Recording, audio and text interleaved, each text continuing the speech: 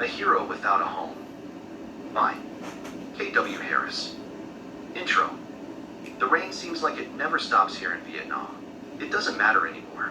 By this time tomorrow, I will be at home with my bride Charlotte Jones and my 14-year-old son Ray Jr. 8 years is a long time to not see your family, and for what? We are leaving Nam with our tails tucked between our legs. All those military men died for nothing. The president finally yielded and is sending all of us home. Thank you, Jesus. Not sure what I am going to say to my family. The letters stopped coming in about 3 years ago. I don't know if it was the post office's fault or did Charlotte stop writing. I am hoping I get a whole lot of good cooking, hugs, and kisses. We shall see. Chapter 1. A Richmond State of Mind. I decided to walk home from the bus station, taking it all in. This time yesterday, I was in a rice field in Vietnam ducking bullets in the June province with Stinky, Muskrat, in Kentucky. Kentucky was funny. He would not allow us to give him a nickname. By the grace of God, I made it out of there. How? Honestly, I do not know. It had to be my prayer cloth, and Mama back home praying for me was the trick. Those bullets going past my head gave a sound I cannot describe. I am almost here at 4241 Wilson Street. I built that house for my wife from the ground up for my Charlotte and Ray Jr. I apologize. Where are my manners? My name is Raymond Buford Jones. All my friends call me Blue. I was a mechanic once. A real good one. I was working for Mr. Otis Woodbury before the war started. I heard since I have been gone Mr. Otis has passed, and his son Orville is the new owner. I hope he gives me my old job back like his daddy promised me in my letters. I don't want no handouts. No, sir. I like to work for mine. There she goes. My little slice of heaven. Home. There is a little girl playing in the yard. I am wondering who child this is. She speaks. Hey, mister. Who are you? My name is Ray. Who are you, little girl? My name is Fanny Pearl Conley. You can call me Pearl. Fanny Pearl Conley. That name sounds familiar. That's my wife's mother's name. I say, child, where is your mama? She is in the kitchen cooking dinner for Daddy and me. Mr. Ray, just go and knock on the door. I am in total shock.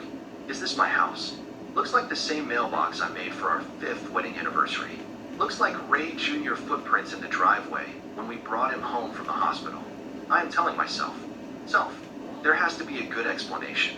I walked into my house and Charlotte yelled out, Pearl, take them nasty shoes off. I said, Belle, this ain't Pearl. Then crash. Something hit the ground and broke. I walked towards the back where the kitchen was, and Belle was getting up one of the plates my mama gave us for our wedding. Amazing she has been plating another man's food with my mama's plates. Hey Belle, let me help you with that. Nobody has called me that name since you left for Vietnam. How are you, Ray? I am okay. Just processing a few things now that I am out of the service. How have you been? I am making it day by day. Where's Junior? He's at the baseball field practicing. He plays for the high school. He takes after you. He plays shortstop. Ray, I know you want an explanation. Go on in the living room while I pour you a glass of Crown Royal like you like it with lemon. Belle, I mean Charlotte. I don't drink anymore. I found God in Nam, or maybe he found me. I don't smoke no more either. Good for you, Ray. Good for you. How about some iced tea? Sounds good. Ray, I am going to give it to you straight. I got lonely waiting on you day in and day out wondering if you were ever coming back. More importantly, how bad a shape you were going to be in. Cecil, Betty's husband, came back like a zombie. He is in the psych ward at the VA in Richmond. When I did not hear from you after the first year, I thought you were dead. I had to make sure me and Junior were taken care of. I had to pause for a minute. Charlotte, as you said, I am going to give it to you straight also. I would have waited until Jesus came back for you. I loved you more than life itself. Thinking about coming home to you and Junior is what kept me going. I survived fighting a war that was a waste of time. I got spit on off the plane by hippies that hate America. And now this. My mama told me you were no good. She said you cannot turn a hoe into a housewife. I guess she was right. You could not wait a year. Ray, I am sorry. I was lonely. How do you think I felt sleeping in mud and water for days on end? Did you think about how I was doing, Belle? Did you? No, you didn't. I forgive you. God said we must forgive. Forgetting. I have not had a chance to get there yet. In moving forward, you have a month to get your things out of my house. But Ray, what about Ray Jr.? He is welcome to stay if he chooses. I will not allow you to stay in my house a day longer than that. My daddy sharecropped for the money to give to us for this house. You and your man got 30 days. Day 31. Me and the sheriff will be here to throw your stuff out. I got up and walked out. I refused to let her see me cry. On the inside, I was destroyed. Those long nights, I thought about what Belle was doing. I figured she was working and baking stuff, attending to Junior, waiting for me to get back. My reality became a nightmare. She was getting ran through by every Tom, Dick, and Harry. Ray Jr. After wiping the tears from my face, I went down the road to see if I could recognize my boy. It has been 8 long years. When I left, Ray Jr. was 6 years old. Now he is 14. Is he tall or is he short? I get behind the old dugout I played in when I was a kid to see him practice and try to pick him out. One kid had his back turned to me waiting on a pitch.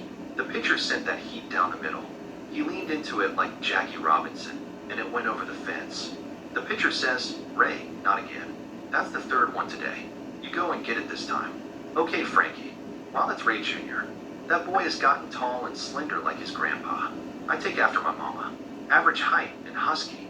He runs to the fence like a gazelle and runs back. As he was running back, he stopped dead in his tracks around 3rd base. He saw me and said, "Dad, is that you?" That boy hopped the fence and gave me the best hug a man can have. The tears rolled down again. He said, "I thought you were dead." "I know, son. I am sorry for being gone so long. I thought it was the right thing to do. I feel like I let you down by not being here." "Dad, it's okay. Life happens. You are here now. Where are you staying?" "Not sure. Went by the house and met your sister Pearl." Junior got quiet. "Son, it's okay. Your mama made a decision. I ain't mad at her. I was disappointed. I was too. When she moved Mr. Moses in, I was taken for a loop. Then she got pregnant.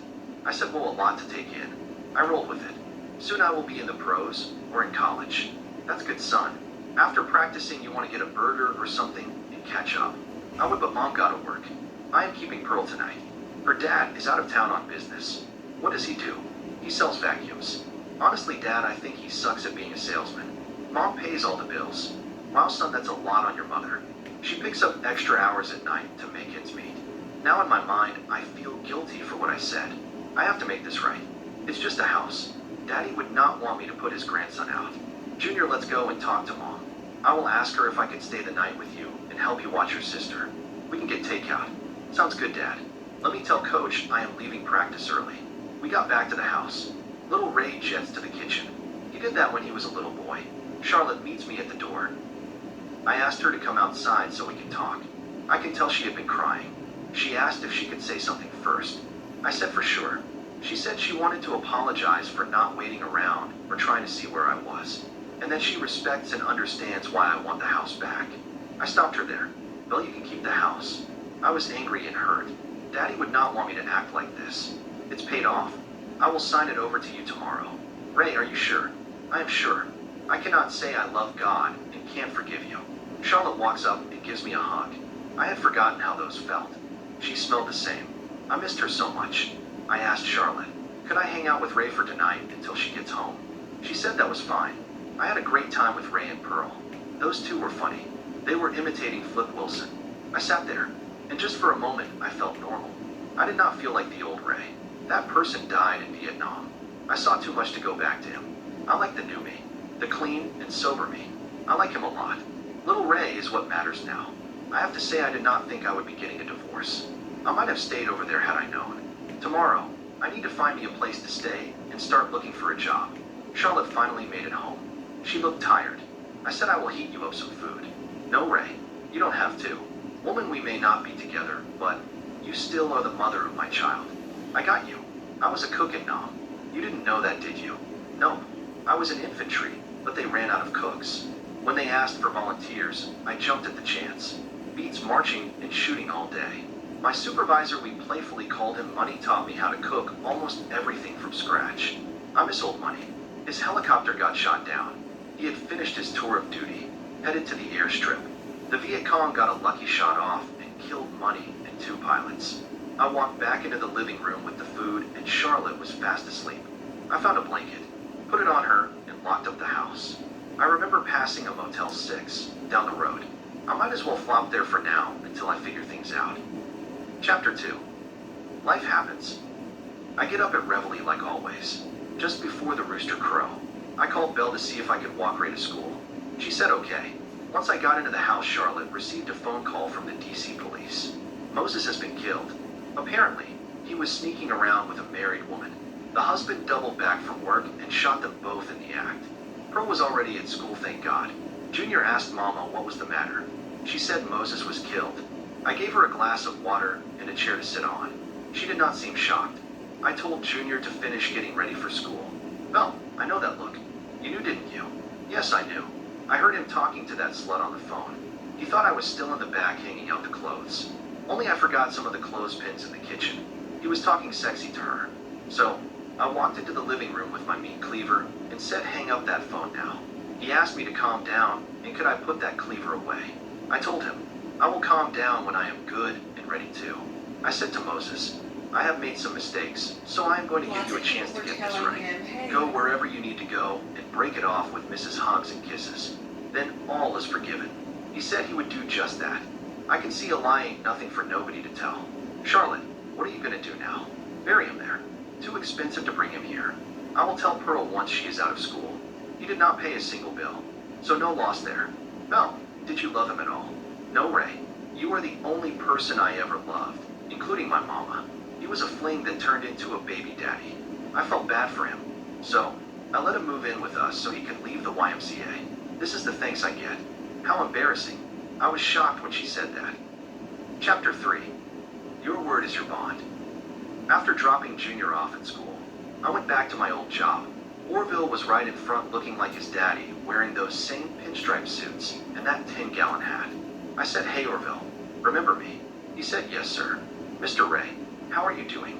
I am faring pretty well. I was wondering if I could get my old job back. Well, you see Mr. Ray, times have changed since you have been gone. The engines on cars are now unleaded and with fuel injections. It will cost me too much money to send you back to school to catch up on what these boys out of Votech already learned. Daddy told me he made you a promise, and I am sorry, but there is no way. Orville, I understand. I shook his hand and thanked him for talking with me. What to do? I am not educated to do nothing else. And this pocket change I saved will run out soon. I went to the Five and Dime store to get a sandwich. Look who I ran into. Woody Colson, my old teammate from high school. I said, Woodrow Wilson Colson, fix your shirt, boy. He said, don't nobody call me Woodrow, but two people. My mama and Ray all day. Buford, is that you? He turned around and gave me a big hug. Ray, when did you get back? Yesterday. You see Charlotte? Yes, I went by the house. You see Moses? Nah, he is out of town. My cousin Knuckles up in D.C. said Moses was killed this morning down in the bottom with some married bimbo with a double-barrel shotgun. He said it was bad. Wow, Woody, that's a sad situation. Look, man, what have you been up to? I got myself cleaned up, Ray. I work at Seaport Railroad. I load and unload the boxcars. Good money, too. The best part is we do not have no racial drama. We are all the same there. My supervisor is Asian. Imagine that in Richmond. Cool. Are they hiring? As a matter of fact, we are. On my crew, Big Mouth Eddie got fired the other day and left us short a man. Tell you what, come down to the office on Broad Street in the morning. I will introduce you to my foreman, Mr. Simpkins. Thanks, Woody. I turned to walk away. Woody said we got to celebrate you making it out of there. We will. Let me get settled first. I am helping Belle with the funeral arrangements. Sounds good. My man 50 grand is back home. I walked back to the house. Belle was already removing his stuff and putting it in trash bags for the Goodwill. I was not sure of what to say, so I just sat down beside her for support. When she is ready to talk, she will. Charlotte said, Ray, you must think I am a fool for giving up on you for this no count. To top it all off, I had a baby with another man. No, I do not think you are a fool. I can only imagine what it was like being in this house with a toddler by yourself. Ray was hard and scary some nights.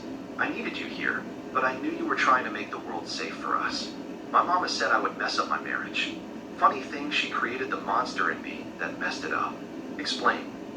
Charlotte Jones. Ray, I am originally from Surrey County. I was raised on a farm. As far as I can see, we own plenty of land. I would run for days. My daddy was a strong, tall, handsome man. You think you see your daddy in Ray Jr. I see Thomas Jefferson Winthrop standing in front of me sometimes. We were close. What happened? My dad did not want to get drafted, so he joined the Navy during World War II. I think he really left to get away from Mama. She was so mean to him and me. He joined and was stationed in Norfolk. We would go to the base and see Daddy when he had duty. That last time was different.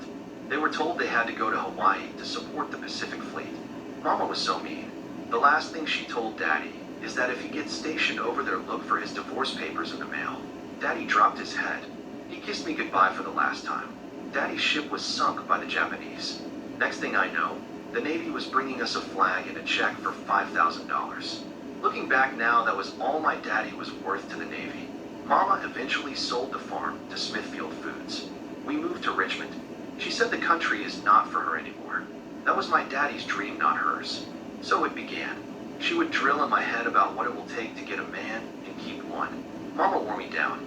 So I started doing stuff to spite her, like sleeping around with whoever. No excuses. I was just tired of her mouth. How can she give me advice when you ran my daddy to his death? Charlotte, you never told me this. Why not? I was ashamed. When we met in high school, I was tired of ripping and running by then. It was refreshing to be with you because you looked at me as if I was the only girl in the world. Charlotte, I loved you from the moment I saw you in the cafeteria. I knew we could live a happy life forever. I believed you because even after I told you I was pregnant with Ray Jr., you never broke gate. I had never seen a greater man than you.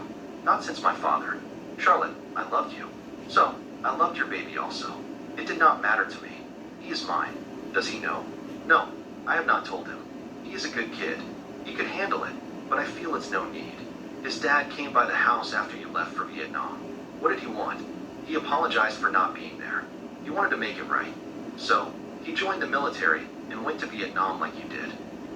Unfortunately, Wallace was killed in action. Ray was out playing in the backyard when the soldiers came by. He made Ray Jr. his beneficiary. They gave me a check for $10,000. I put it in the bank for Ray's college or a car if he makes the pros. I am speechless. Where is your mother now? She was down in Pascagoula, Mississippi with her new husband. Mr. Charles called me a couple of years back and said she died of a heart attack. Ray, I did not shed one tear. I know it was wrong. Did you go and pay your last respects? No. I had closed that chapter a long time ago. Was no need of opening that wound back up. Understood.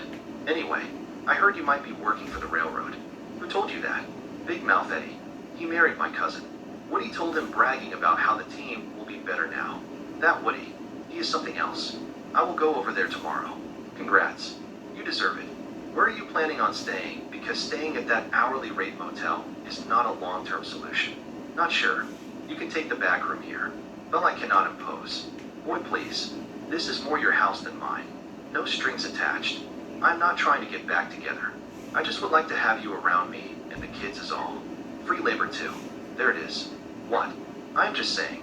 We need some things fixed around the house. Okay, Charlotte. I am paying you rent. I don't live for free. You do with it as you see fit. Deal. Then it's settled. Let me go and get my things. Thanks, Charlotte. Chapter 4. The road less traveled. The next day, I went to the office, and by the time I got there, Woody had talked me up like I was the next Superman. Mr. Simpkins asked me when I could start. No application or anything. I said, look at God. I asked if I could start on Monday. I was driving Charlotte and the kids to Moses' funeral. He understood. I shook his hand and said I will see you on Monday. We drove up in my old 61 Plymouth. That car still hummed like a hummingbird. Charlotte was scared to drive it, so she left it in the shed. She cranked right up. Nobody was talking. I said I know you were hurting, but I think Mr. Moses would want us to be in a happier mood. So, I put on the radio station. Marvin Gaye and Tammy Terrell were playing. I lost it then. I took the lead. I said, Charlotte, you gotta sing with me. The kids said, Mama, you can do it. We went for it. You Are All I Need to Get By was the song. I looked over at her, and for the first time in all those years, I felt that love at first sight moment like when we were in high school. She looked so beautiful. Chapter 5. When a raindrop breaks a branch.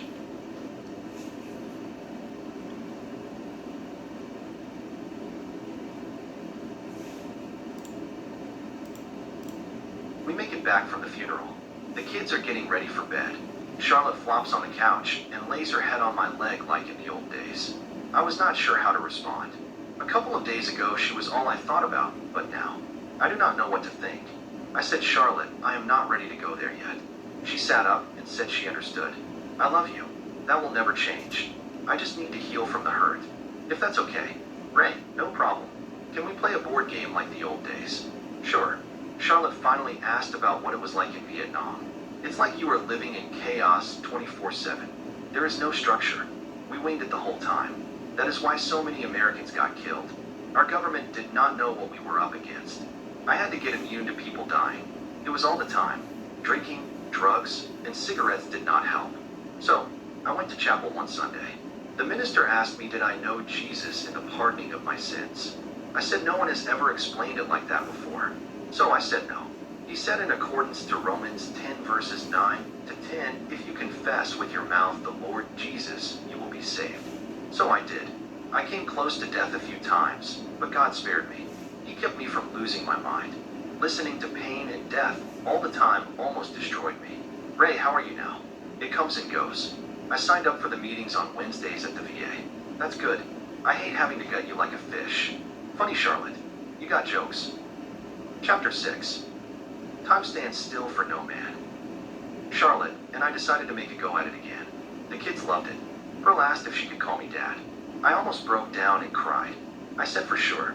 Ray Jr. is loving it. I took Charlotte on a train ride to New Orleans. I borrowed a friend of mine car down there. We drove to Pascagoula where her mama was buried. I told her she needs to get closure for Pearl's sake. She agreed. She cried like a baby when we got to the site. Now that book is closed for good. Life is good for us. We rented the house out now and moved closer to town. Richmond is booming. Besides that, that house had too many bad memories. Ray Jr. made it to the minors for the Yankees. We see him when we can. Pearl is all over the place. Dance recitals, volleyball, and the works. I would not have it any other way. The end.